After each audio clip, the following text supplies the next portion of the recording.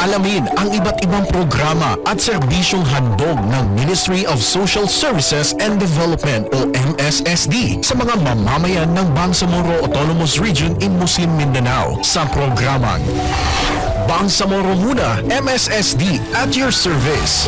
Samahan ang inyong mga tagapaglingkod mula sa MSSD sa pangunguna ni Minister Attorney Raisa Jajuri at alamin ang mga proyekto at programa ng Bangsamoro Government para sa mga kabataan, kababaihan, nakatatanda at sa lahat ng mga vulnerable sektor ng lipunan. Bangsamoro Muna, MSSD at your service. Mapapakinggan sa DXMS AM, Radyo Bida, Cotabato City, DXOM AM, Radyo Bida, Coronadal City at Voice FM Cotabato tuwing Sabado, alas 8 hanggang alas 9 ng umaga. Bangsamoro Muna, MSSD at your service. Makialam, makibalita at makibahagi. Sama-sama nating paunlarin ang buhay ng Bangsamoro.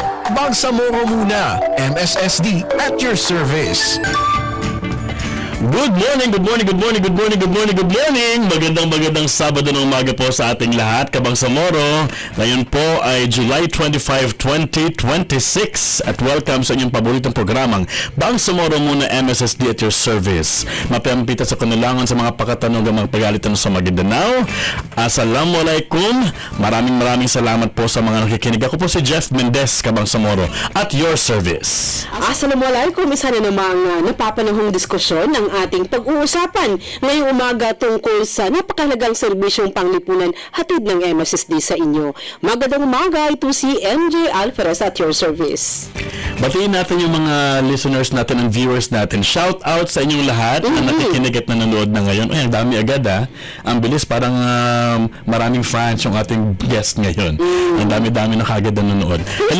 First time ba niya? Hindi. Na-interview na natin siya dati. Abangan nyo kung sino yung guest namin. Pogi yan, artistahin. And hello po sa mga viewers and listeners natin sa DXMS Radyo Bida 882 sa inyong mga AM radio dial, sa DXOL Happy FM 92.7, DXJC 92.1, Voice FM at Gabay FM 97.7. Good morning po sa inyong lahat.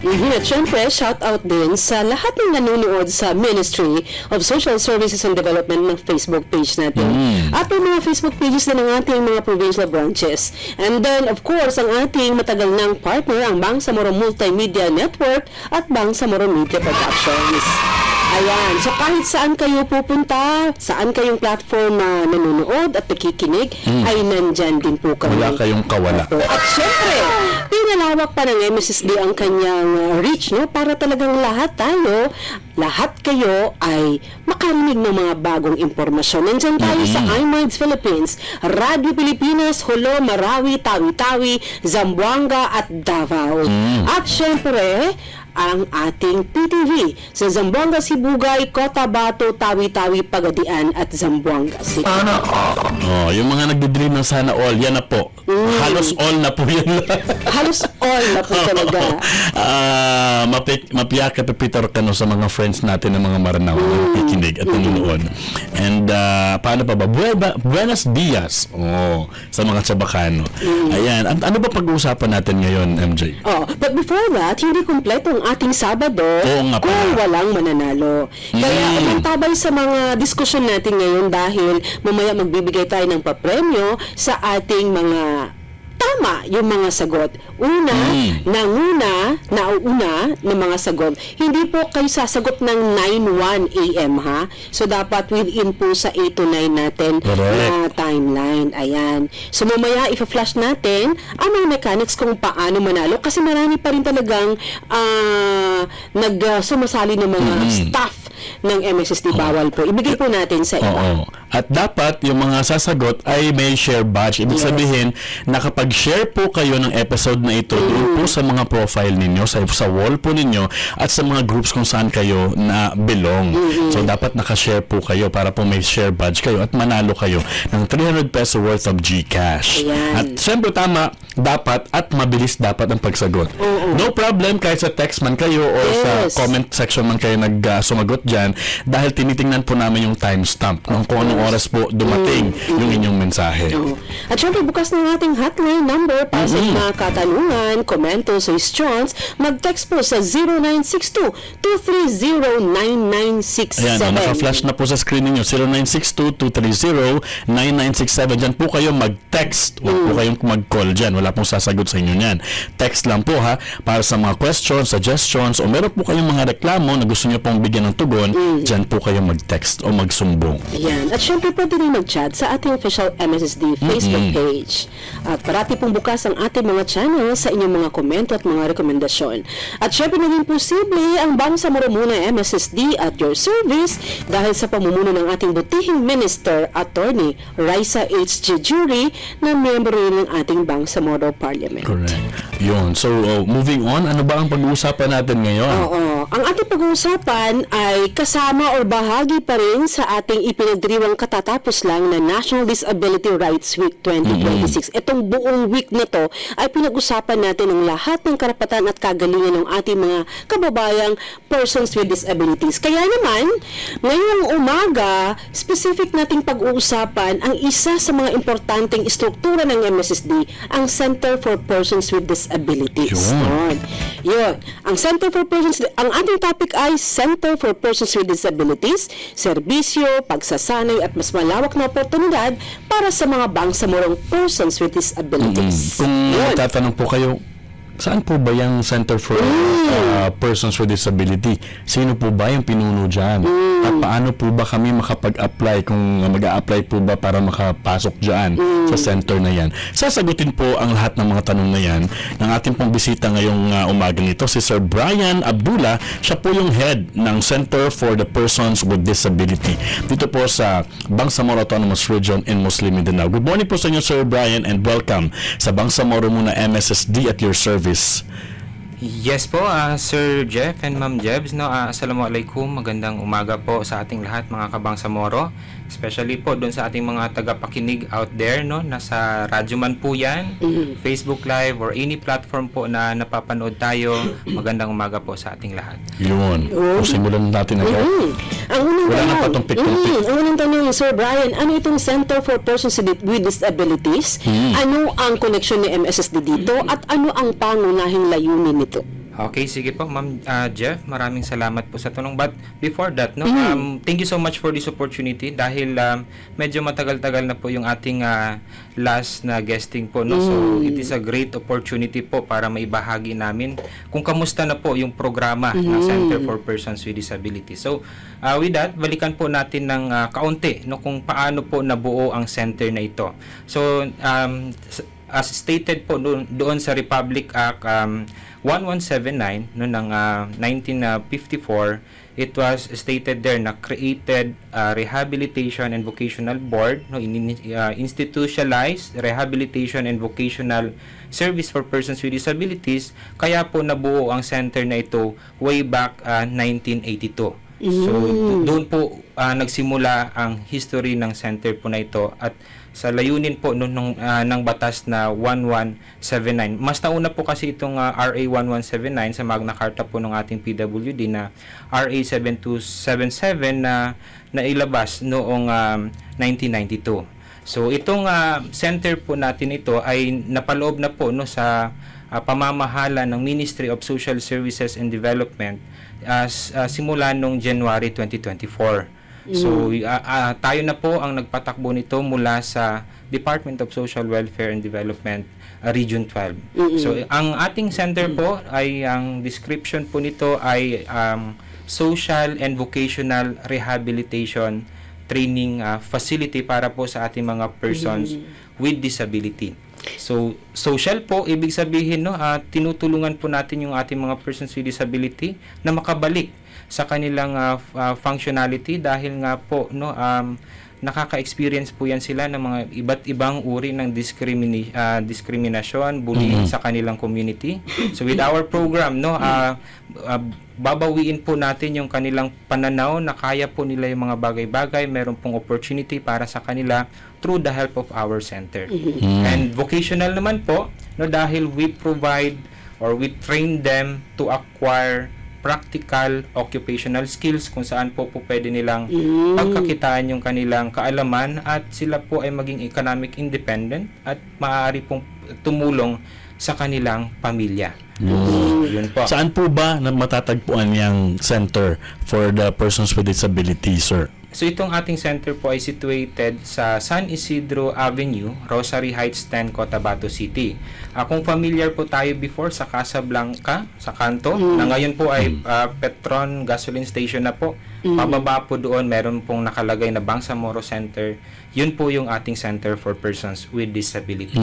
Sino-sino po ang ipinapasok dyan sa center? Qualified? Nagkakaroon po ba ng screening yan? Mag-a-apply po ba yung gustong sumali dyan sa mag-affiliate dyan sa center?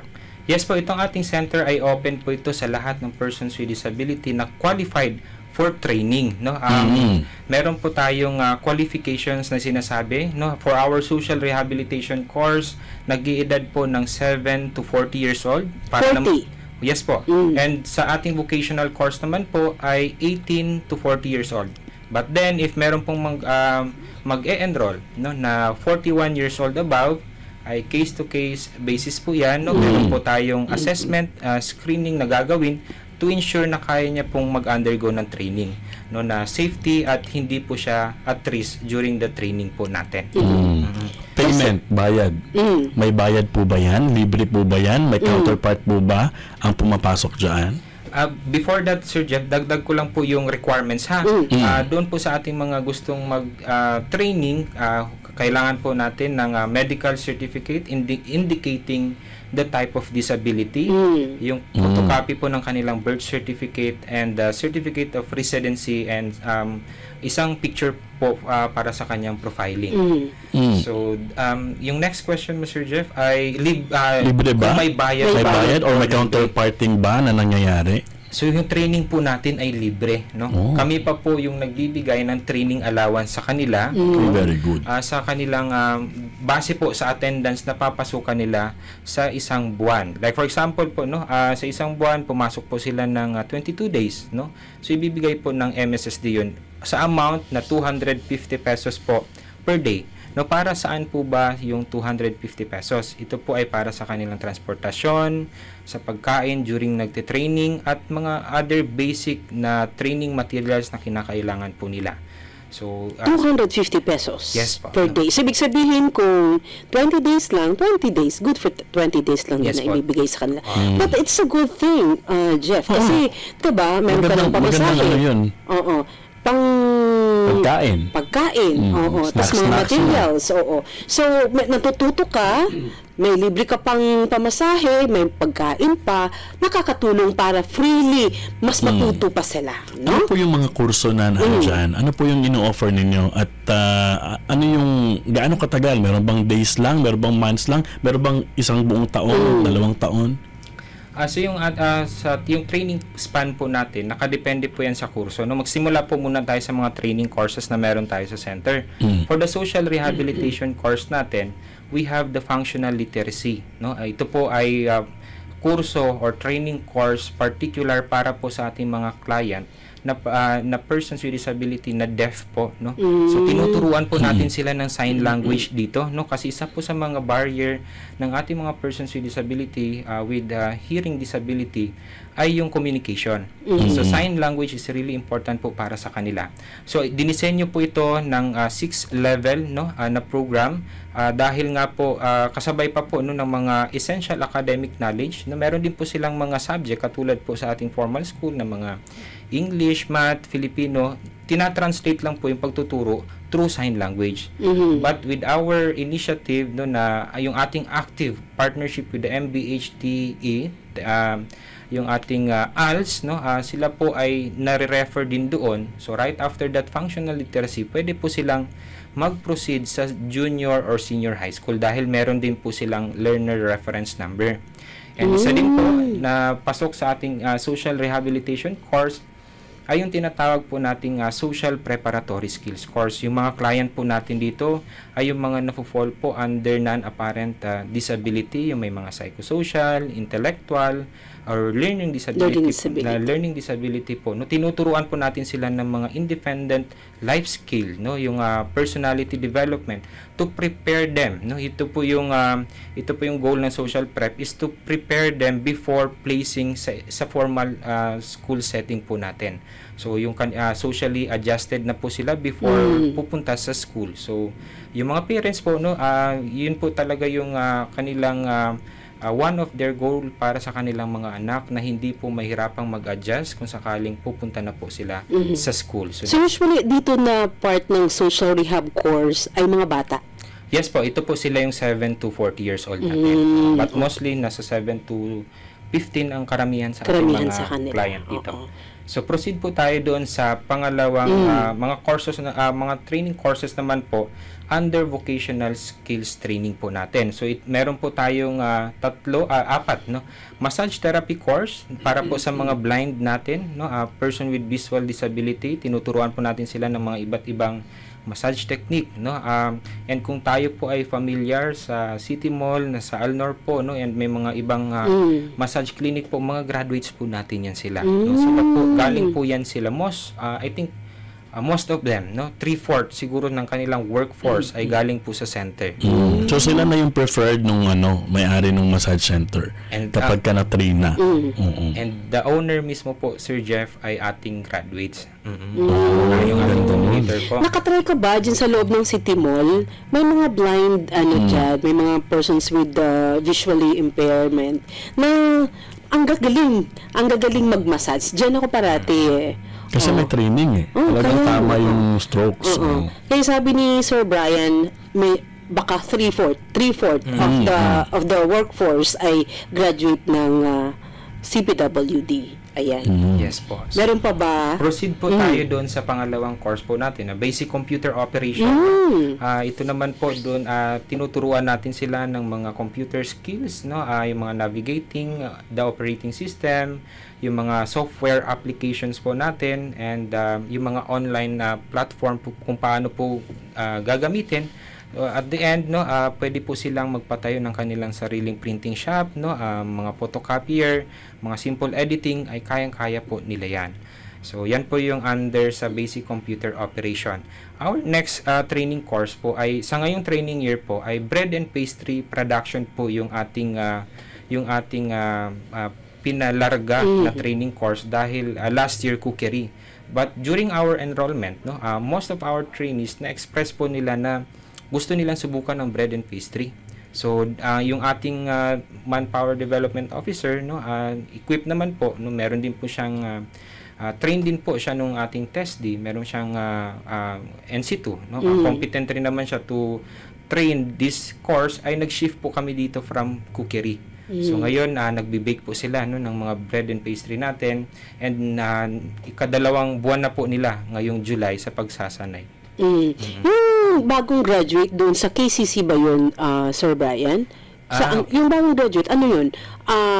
Tapos na sila, ilang months ba yung kanilang pag-aaral bago na-graduate? For the span ng training, yung ating sa social rehab course, 10 months po yun, no? 10 months training 10 proper. months, mahaba. Mahaba, and yung may mga allowances na binibigay sa kanila while on training. Ganda. 10 months po yung sa social rehab natin, while sa vocational course naman po natin ay 14 months. So bakit po siya 14 months? Mas mahaba. Dahil kasama po dito, nag-OJT din po sila, no? Meron tayong on-the-job placement sa kanila, no, para po ma-experience nila yung actual working environment, paano makisalamuha, paano magtrato ng ating mga customer. So meron po silang 2 months na exposure. And part of that, no, sinisigurado, baka nagtataka yung ating mga viewer bakit ganun katagal.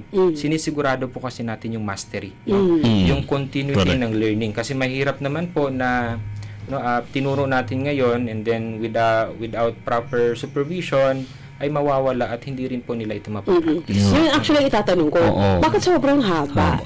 Sir Brian, all year round ba yung enrollment o pag-a-apply nila sa mga iba't ibang courses, or meron kayong specific date or may specific na pwede mag-enroll. petsa, no, na pwede silang mag-enroll. Yung our operation po sa center, dinisenyo po natin ito as parang closed group setup, no? Once na na-settle po natin yung training for this training year, lalarga po sila, tuloy-tuloy po sa training year. Mahirap po kasi na maging yung sabihin nating open group, nasa kalagitnaan na merong May mga papasok. walk-in, oo. Mahihirapan po silang mag-adjust dahil hindi po sila makakasabay dun sa mga tinuturo natin.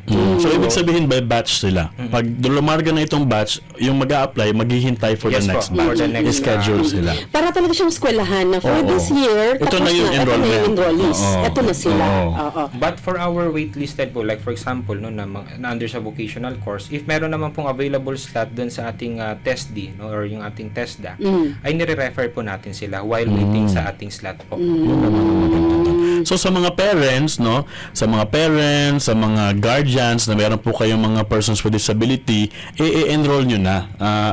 Magpa-waitlist na kayo kung meron mga lumalarga na. Puntahan nyo lang po yung Center for Persons with Disability. Nabanggit na po kung saan yun. Puntahan nyo at magpalista na kayo. Para alam nyo kung kailan kayo next, no, na pwedeng sumali. Isali yung mga kamag-anak. Sir Brian, ang tanong ko naman po, halimbawa ako po ay parent at ako po ay merong mga deaf or mute na mga kamag-anak or kapamilya. Pwede po ba ako mag-apply doon, mag-enroll din doon para matuto rin ako? Ay, okay. Like for example, for the sign language natin, no, sa ating mga deaf na magsasanay, part of our training curriculum, no, part of our approach ay meron pong schedule kung saan if available yung mga kanilang family member ay nagsisit in po sila sa klase. And in case naman po no na hindi po dahil puno yung classroom natin, doon sa waiting area nila, nagkakandak po kami ng session doon no, ng sign language training sa mga parents or any discussion po about persons with disability para ma-enlighten din po sila, ma-empower po sila. Doon po kami sa gitnang space na waiting area ng mga magulang sa kanilang mga anak. Maganda yun. At pwede rin po bang mag-sit-in kahit na wala po silang kamag-anak doon, gusto lang pong matuto. Halimbawa, may mga kaibigan. Halimbawa ako sa media and I'd like to learn mga sign language para naman makakommunicate din ako. Pag may mga nakakausap akong mute or deaf, no? Pwede po bang kami makipag-sit-in din doon? Very strict tayo sa center, Sir Jeff, no? If sakaling may mga partners tayo na gustong matuto, no? We will set it na magkakandak po tayo ng isang grupo, no? Separate. Iipunin po natin. Separate. O i-suggest natin yan. Ako talaga gusto ko i-push Pwede, na oo. may media, magkaroon ng isang session or magkaroon ng isang program for us na matuto kami ng Kasi sign language. sila po lahat sa Center for Persons with Disability, marunong sila lahat ng sign language. So, At kayo din, sa comms din. Dapat sabay-sabay tayo dyan. hindi, last year actually ay sumama ako sa pagsasanay ng basic language. Correct. Kasi may sign mga language. pagkakataon na meron tayong mga interviewees na correct. person with disability. So kailangan natin 'yon. Kaya nung Wednesday actually ay merong ginawa ang CPWD na isang pagsasanay, basic sign language training nung Wednesday at kasama doon ang mga staff ng MSSD. Kasi importante din talaga na alam ng mga relevant staff na nagki-cater din sa ating mga persons with disability sa kanyang programa. Pwede rin bang mag-partner si Center and si Media. Comms Group and Media to create a SOCMED material, video material para hindi na mag-training, i-play na lang natin sa kung saan Pwede. ilagay sa page or ilagay sa website ng MSSD para makita natin at matuto tayo on our vacant time. Yeah, pwede siguro. Oo, Nag-suggest na ako. oo. Meeting ba ito? Hindi, actually, ang iniisip ko kanina, parang nag-ano ka ng proposal. Oo. Na pwede ba si CPWD at si COMS ay Comms. gagawa ng isang proposal Yes, at because ang you're very participants good. natin ay mga media.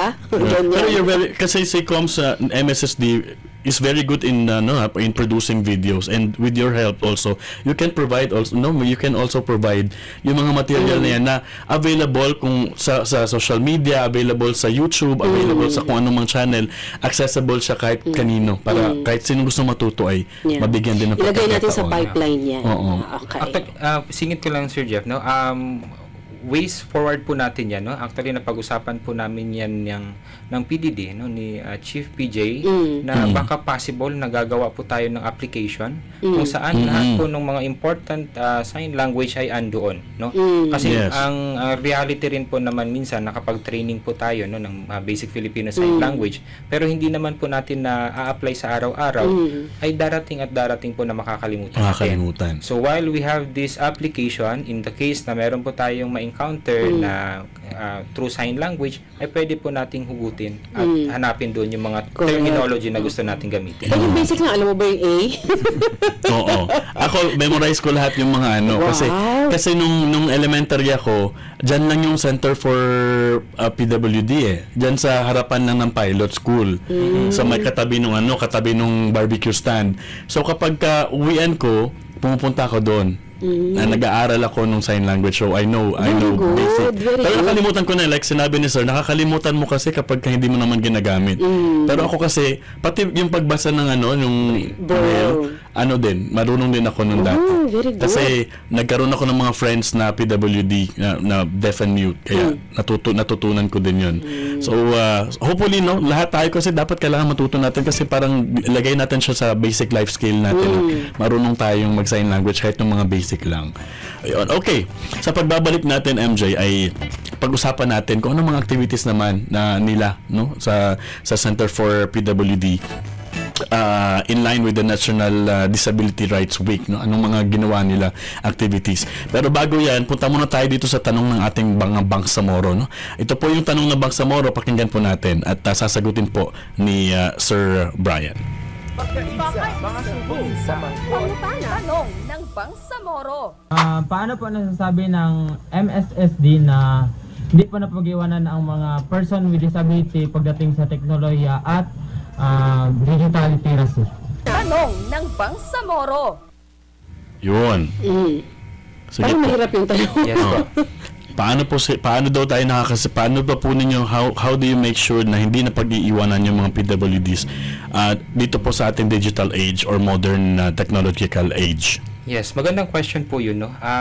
Unang-una po sa lahat, yung ating ministry ay isa po yan sa nag-a-advocate ng social inclusion, mapa-infrastructure man po yan, technology, so on and so forth. But sa usapang technology po, ang question ko, if they are willing to learn, marami pong platform na pwede po tayong matuto. Isa na po yung ating center, katulad po nung ating basic computer operation, kung nais nyo pong matuto, pwedeng isa po yun. And meron din po tayong mga initiative, sa part of their training, meron po tayong tinatawag na adaptive technology. Like for example, yung mga blind po namin na mga magsasanay, marunong po yun silang gumamit ng smartphone, yung talkback, yung natin parang nagsasalita. So kaya po nilang mag-Facebook, mag-TikTok, mag-YouTube at using their phone, So it's part of hindi po sila napapag-iwanan. Kasi mga features of phone ngayon na para sa mga PWD. So may talkback, tapos meron din silang yung tawag dito, vibration, para alam mo yung pinipindot mo. Like So for example ganyan. naman, kung yung isang blind gustong gumamit ng laptop, meron naman po yung audio, na nasusundan at nagagamit din po nila. They can present their presentation, they can search ng kanilang mga kinakailangan na information. So, yun pa. Meron po tayong mga customized na Pero sana sa akin lang, syempre hindi lang naman ang MSSD sana ang merong mga programa na pwedeng magbigay ng technological advancement para sa ating mga persons with disabilities. Kasama din ang iba pang mga ministries ng Bangsamoro. And hopefully, lahat ng mga services ng gobyerno ay magiging PWD accessible. Hindi lang kasi pagkadaanan lang yung dinadaanan lang, tapos sasabihin na PWD accessible na kayo, pero may mga ibang services na hindi PWD accessible, like yung mga frontline officers ninyo sa mga opisina, hindi marunong mag-sign language, so how can you entertain people na with disabilities kung hindi sila trained for that? So I hope the LGU will also take into consideration itong mga ganitong klaseng needs, para dagdag ko, Sir Jeff, sa usapang digitalization, ang center po natin ay isa isa sa mga napili, no, pilot implementer po nung tinatawag nating financial assistance system transformation, kung saan lahat po ng kanilang training allowance ay dinadaan po sa kanilang mga bank account or mga e-wallets, no. So kaya din po nila, no, example po 'yon, no, na hindi po napag-iiwanan yung mga Bangsamoro persons with disability Ayun. natin. Ito naman yung pangalawang tanong. Tingnan natin yung second question ng ating Kabangsamoro. Tanong ng Bangsamoro. Tungkol sa kapansanan, paano natin malalabanan ang diskriminasyon sa mga persons with disability? Tanong ng Bangsamoro. Yun.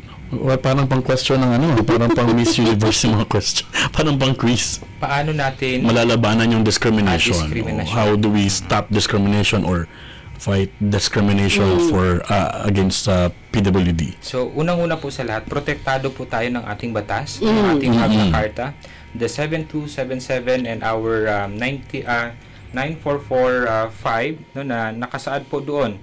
9442, sorry. No, na if tayo po ay makaka-experience ng iba't ibang uri ng discrimination or sabihin nating mga hindi kaaya-ayang pagtrato, meron pong mga kaukulang parusa yon, no, na merong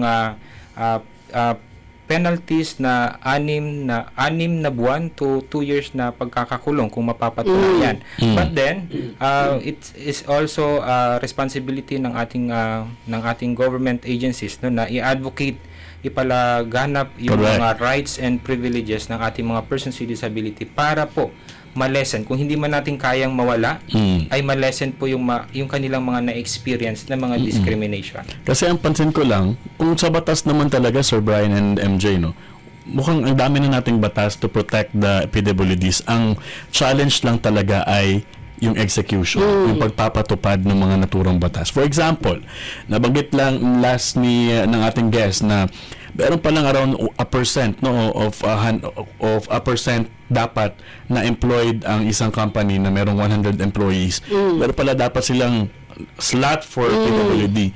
Pero seldom nangyayari yan because what? Why? Wala naman nagche-check. Hindi naman nagche-check. Lenient yung gobyerno sa pagdating sa pagpapatubad ng batas. Hindi nila walang parusa, walang karampatang action. Kung sakaling nakita 100 plus na yung employer mo, bakit wala kang PWD diyan? Walang ganun. So, I think more of the execution, i-execute ng mabuti at maayos yung mga batas natin para naman talagang guaranteed na protected yung ating mga PWDs. Pwede din bang pumunta sa mga PDAO? Yung, di ba, meron mga office ng mga sa probinsya, no, kung may pwede rin magsumbong doon. At saka, ang pinaka-recent talaga ay itong Magna Carta for Persons with Disabilities and the BARM. Kasalukuyang nakasalang ito ngayon sa BTA. So, hopefully, dahil wala pang Magna Carta for PWD. Mahabol nila yan or ma-refile nila yan kung hindi man mahabol this second BTA, sa third BTA sa third parliament dapat sana ma-prioritize yung mga bills na para sa mga PWD. Kasi parang ang meron talagang mga identification na yung bawat person with disability dyan sa batas na yan. So, better services for them, hopefully. Sige. We will be right back at pagbabalik po natin ay pag-uusapan pa po natin ng iba't ibang mga activities ng Center for Persons with Disability. Kaya dyan lamang po kayo.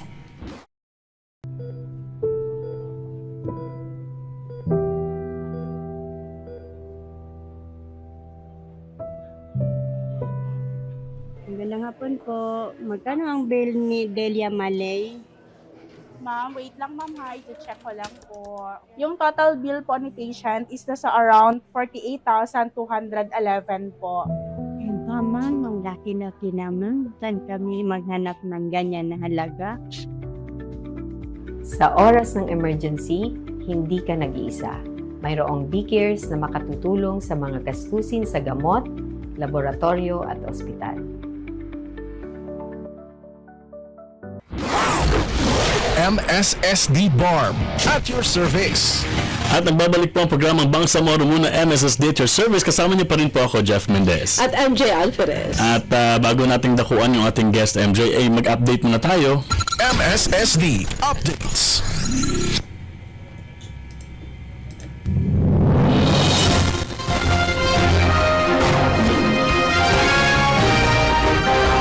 Kapasidad ng LGU para sa pagsuporta sa mga IDP, pinalakas ng iPart system.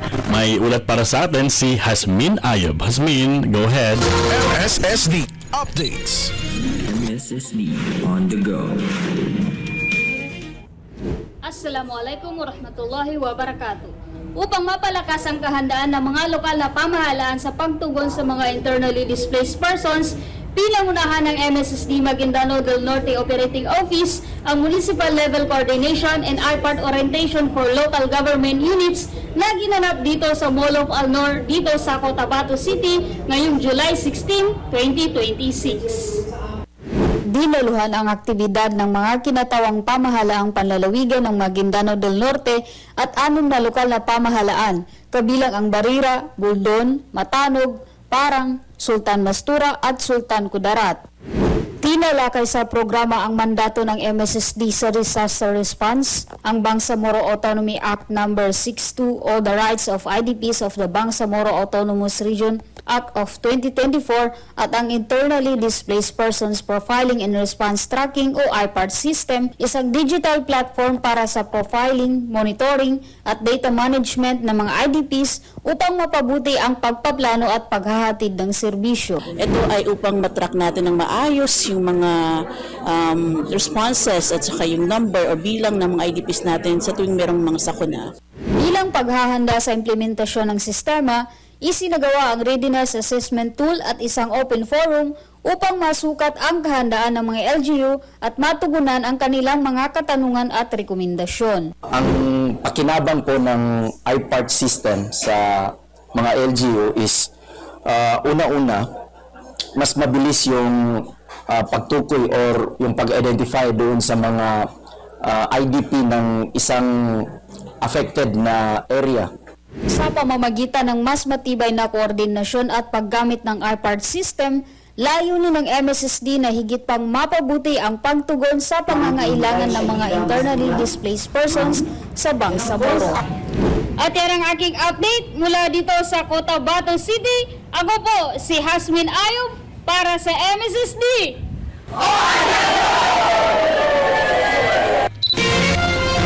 Maraming salamat, Hasmin Ayob. Mula naman sa Lanao del Sur, merong 100 persons with disabilities ang lumahok sa rights orientation at outreach activity. Ulat mula kay Jiday Lukman. Jiday? MSSD on the go. Karapatan, kaunlaran at aktibong pakikilahok ng mga persons with disabilities.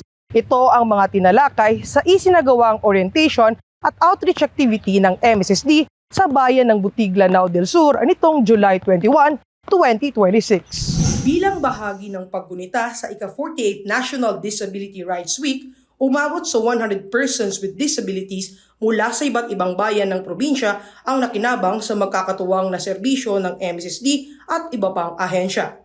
Sa pangunguna ng Older Persons and Persons with Disabilities Welfare Program, MSSD Lanao del Sur B Provincial Office at Butig Municipal Field Unit, isinagawa ang iba't ibang social interventions tulad ng assessment para sa probisyon ng prosthesis, katuwang ang Davao Jubilee Foundation, pamamahagi ng assistive devices tulad ng wheelchair at saklay at pag-intake para sa medical assistance sa ilalim naman ng BCares program. Nagkaroon din ng orientation tungkol sa mga karapatan, benepisyo at pribilehiyo ng mga may kapansanan, katuwang ang Municipal Persons with Disabilities Affairs Office ng Kapatagan. Binuboost po natin yung mga moral ng mga kabataan, for example, na may mga kapansanan. Dapat talaga natin ipagtanggol or malaman kung anong mga karapatan natin bilang isang may mga kapansanan. Katuwang din sa aktibidad ang Rural Health Unit sa ilalim ng Ministry of Health na nagsagawa ng libreng medical consultation, pamamahagi ng gamot at eye check-up. Ang provincial government ng Lanao del Sur na nagbigay ng welfare goods, ang lokal na pamahalaan ng Butig na naglaan ng logistical support at ang Community and Family Services International o CFSI at Local Civil Registry na nagsagawa ng libreng mobile birth registration upang matulungan ang mga kalahok na persons with disabilities na magkaroon ng mga dokumentong kinakailangan sa pag-avail ng mga programa at serbisyong pampamahalaan. Advice ko po sa mga kapwa kong PWD, mangarap po tayo. Walang limitasyon ang pangarap. So mangarap lang po tayo hanggang sa ating makakaya. Mangarap lang. Higit pa sa isang outreach activity, layunin ng inisyatibang ito na mailapit sa mga persons with disabilities sa geographically isolated and disadvantaged areas ang mga serbisyong pangkalusugan, social protection at iba pang pangunahing serbisyo na kadalasang mahirap nilang maabot. At yan ang ating update mula dito sa Butig, Lanao del Sur. Sa ngalan ng MSSD Regional Communications Team, ako po si Jiday Lokman ng MSSD On The Go. MSSD On The Go. Maraming salamat, Jiday Lokman. Ayan, bago natin puntahan yung ating guest, shout out muna sa mga viewers natin. Ang dami na, MJ, umaabot na. Oo, ang dami na. 75,000. Thank you so much po sa mga, hindi na natin kayo maisa-isa, pero maraming salamat po. And ito na po yung hinihintay ninyo, ang ating tanong. First question for the Sabado Panalo. Ready na po ba kayo? Ito na po ang Sabado Panalo. Sabado Panalo! Okay, question number 1. Ayan, ito na po ang question number 1 ng ating Sabado Panalo. Ano yung tawag sa center ng MSSD na nagbibigay ng training sa mga persons with disabilities? Ano po yung tawag sa center ng MSSD na nagbibigay ng training sa mga persons with disabilities? Pwede na pong acronym lang yung isagot ninyo. Huwag na po buo. Pwede na po yan. Alright, sige po. Sagutin nyo na po yan. And let's go back, MJ, sa ating bisita, si Sir Brian Abdullah. Siya po yung head ng CPWD o Center for the Persons with Disability. Ang tanong po natin na kanina naiwan Sir, ano po ba yung mga activities na ginawa po ninyo? Kasi yung ang ating National Disability Rights Week ay ginanap noong July 17 to 23. Pasok po ba yung mga activities ninyo doon, sir? Yes po, Sir Jeff. No, yung ating mga activity throughout week-long celebration po ng ating 48 National Disability Rights Week, no. Unang-una po sa lahat, nagpapasalamat kami sa ating mga partners, no, sa pag-contribute ng sa pagsuporta sa conduct po ng ating celebration. Last July 20 po, no, nung Monday, nagkaroon po tayo ng kick-off ceremony sa center. And isa po dito sa mga highlights nito ay ang pagbibigay update ng office ng representative ni MP Abrar J. Hataman patungkol sa BTA Bill number 443 po natin, or yung Magna Carta for Persons with Disability in the Bangsamoro Region, no. Yun po yung isa sa naging highlights. And sinundan din po ito ng hand mark ceremonial. Parang kwan po ito, no, a pledge of commitment ng ating mga worker, ng ating mga partners to continue as agent of change para sa ating mga persons with disabilities. For the dito, no, although simultaneously naman po, no, sa ating mga provinces ay may mga kanya-kanyang celebration po ng ating NDRW.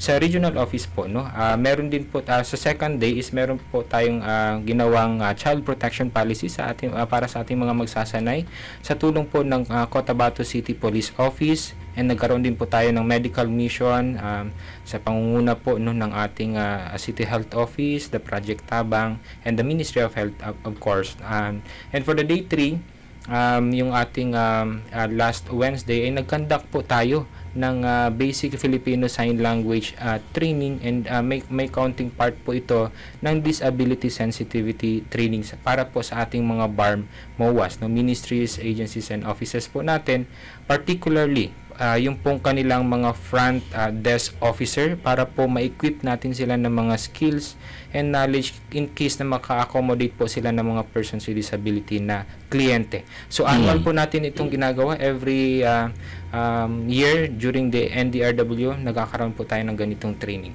And for the day 4, yung aming culmination activity, no, na nagkaroon po tayo ng tribute to Apolinario Mabini, and nagkaroon din po tayo ng Mr. and Miss National Disability Rights Week 2026 and various of socio-cultural activities. So and dagdag ko lang din po yung ating older persons and persons with disability welfare program ay nagkaroon din po ng outreach activities sa Butig, Lanao del Sur, kung saan nagkaroon po ng assistive device assessment in partnership with Davao Jubilee Foundation. Nagkaroon din po ng birth registration services, and also disability sensitivity and basic Filipino sign language ay ginawa din po nila doon.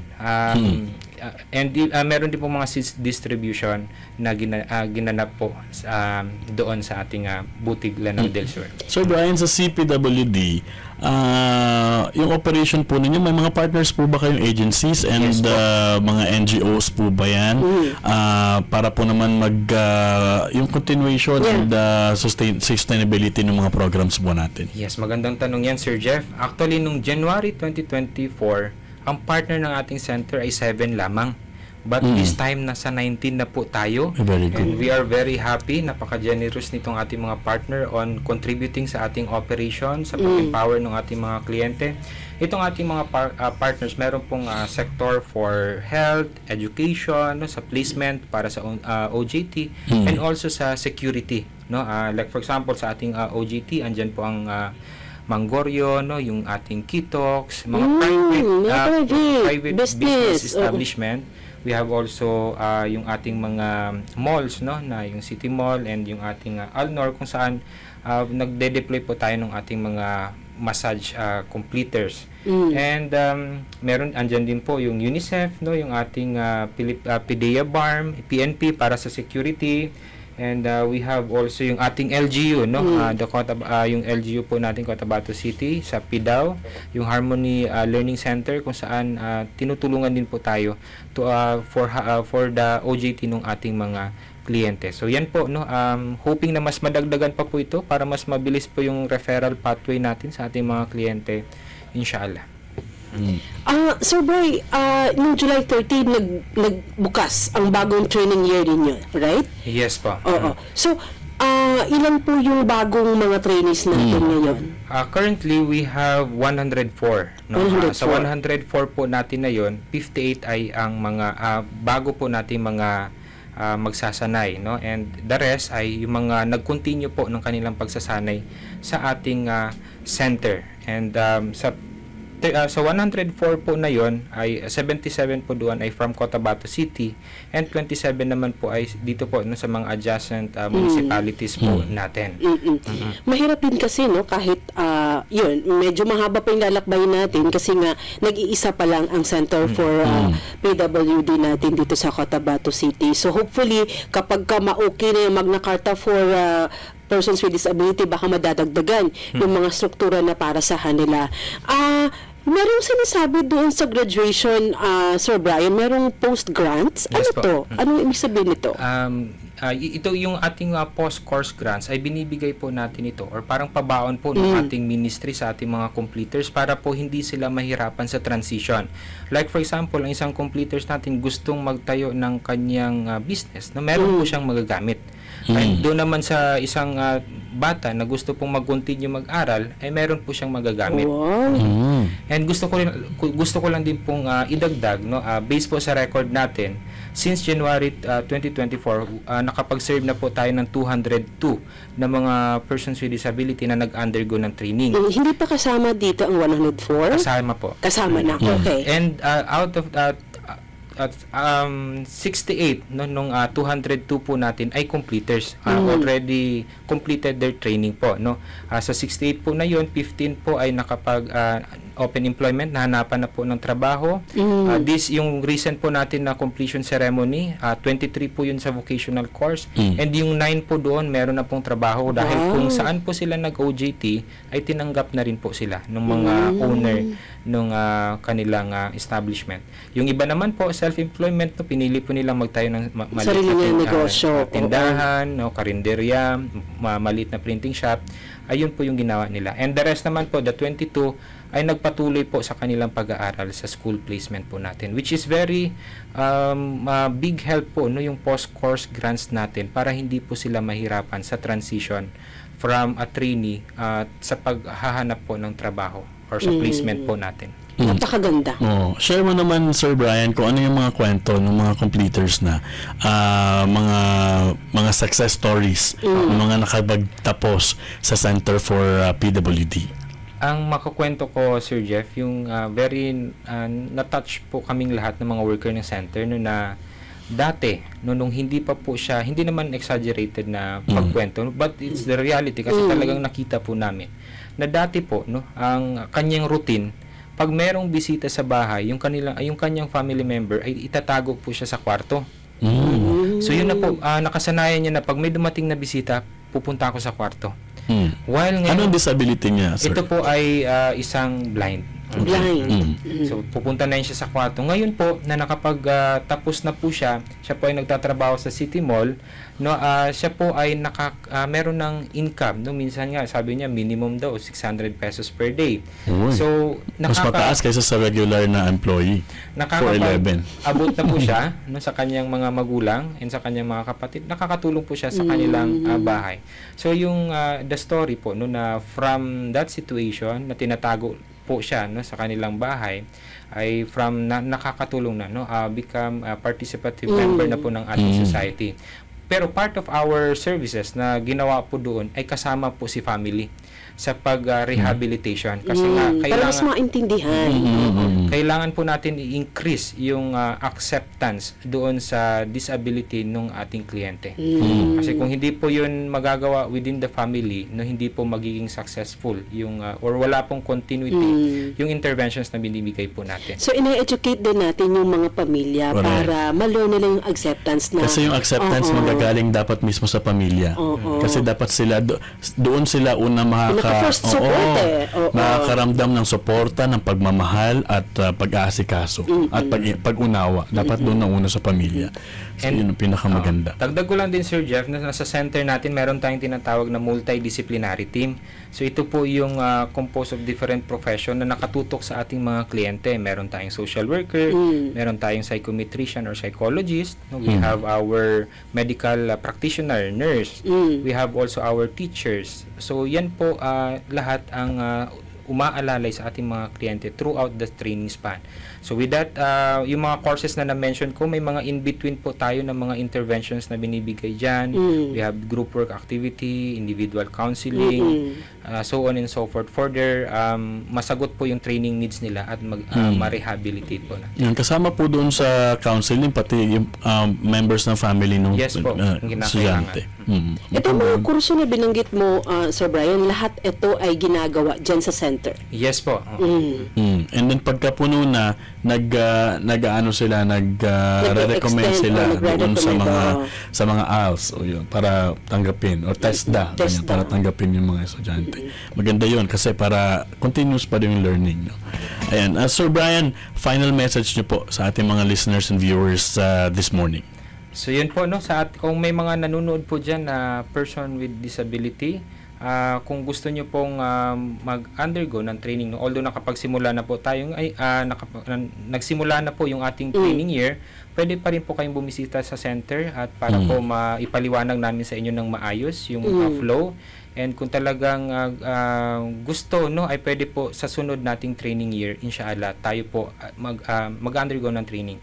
And gusto ko lang din pong sabihin sa inyo, no, na wag po tayong mag-alangan, no, na sumubok. No, dahil nga sabi nila, yung accomplishment ay magsisimula po yan pag tayo po ay sumubok. So, welcome po. Ginawa po ang center para po sa inyong lahat. Yun. Maraming salamat sa iyo, Sir Brian Abdullah, ang head po ng Center for the Persons with Disability ng Ministry of Social Services and Development. Maraming salamat, sir, and it's good to have you back, no, sa ating pong programa. All right. And second question na tayo. Yes. Tanong na bang Samoro na po tayo? Tanong na bang Sabado panalo na po tayo? Second question. Okay. Ang second question natin, magbigay po ng isang programa para sa mga persons with disabilities sa CPWD. Marami pong nabanggit ng isa lang po na programa kailangan natin. Magbigay ng isang programa para sa mga persons with disabilities sa CPWD. Sagutin nyo na po yan na mabilis at tama para pumanalo kayo ng 300 peso worth of GCash. MSSD BARM at your service. And Kamangsamoro, narito na po ang ating Minister's Minute. Pakinggan natin si Minister Raisa Jajuri. Minister's Minute. Sa minuto mensahe, tungkol o gabay para sa Bangsamoro.